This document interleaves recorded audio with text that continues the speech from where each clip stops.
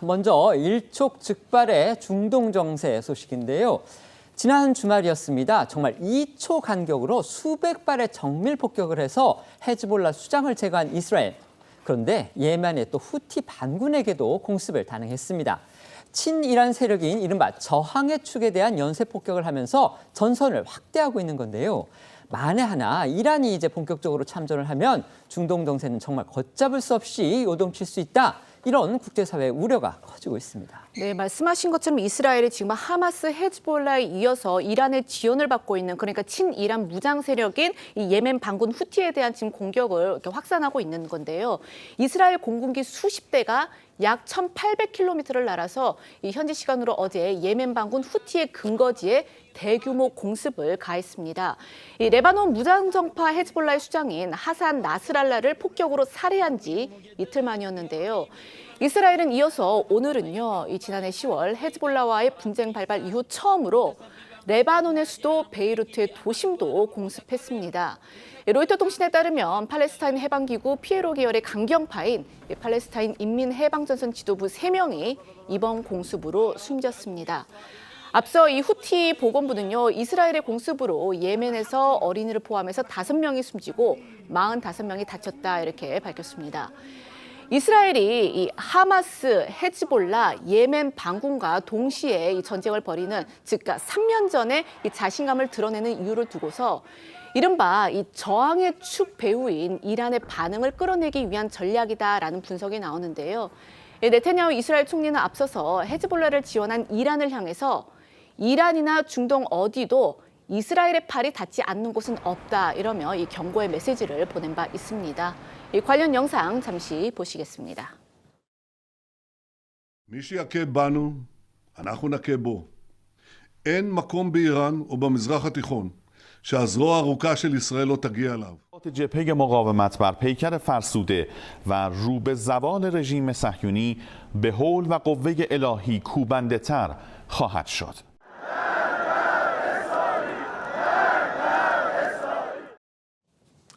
이란과 헤즈볼라에게 가장 충격적인 소식, 아마 우리 시각으로 지난 토요일, 그다음에 현지 시각으로는 지난 금요일이었죠.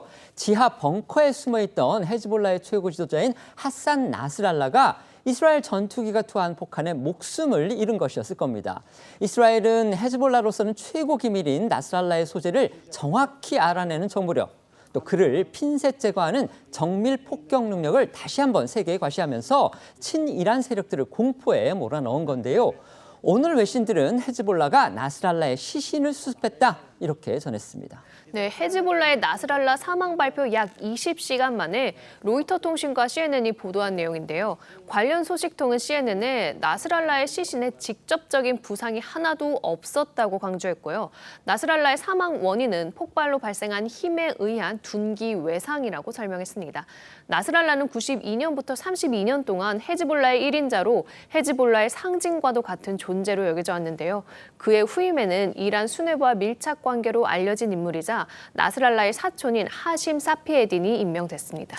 말씀드렸던 대로요, 이스라엘군은 18m 지하에서 지휘부 회의를 가지고 있던 이 나스랄라를 제거하기 위해서 전투기를 띄워서 폭탄을 투하했습니다.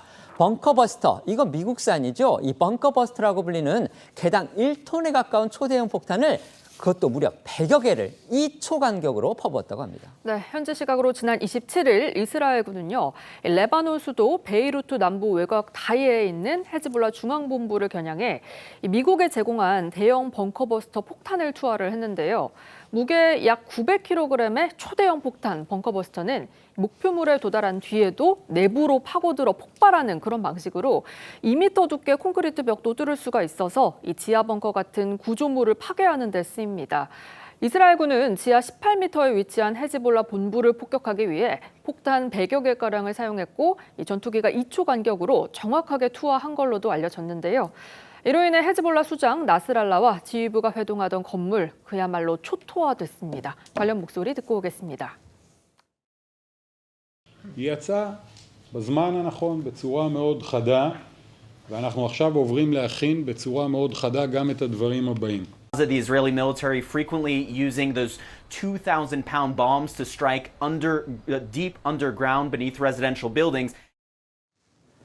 우리 군도 유사시에는 김정은 일가를 제거하는 이른바 참수작전을 계획하고 있는데요. 만약에 만에 하나 이 참수작전이 벌어질 경우에 정말 유용하게 쓸 수 있는 수단이 바로 저 벙커버스터 폭탄이다. 이런 사실 잘 알려져 있습니다. 이스라엘군은 앞서 지난 7월이었습니다. 하마스의 최고 지도자인 하니엘을 이란 수도 한복판에서 정조준해서 암살하면서 결국 세계 최고 수준의 정보력을 과시했다. 이런 평가를 받았는데요. 이번 나스랄라 제거 작전도요. 수년에 걸친 정보 작전의 결과라고 합니다. 네, 이 나스랄라는요, 이스라엘의 암살 공격을 피하기 위해서 주로 이 지하 벙커에서 은신해 왔다고 합니다. 이날도 지하 18m 지점에 은신해 있었는데 이 나스랄라가 막 회의실에 입장하려던 순간 폭격이 이루어졌다라고 일부 외신은 전했고요.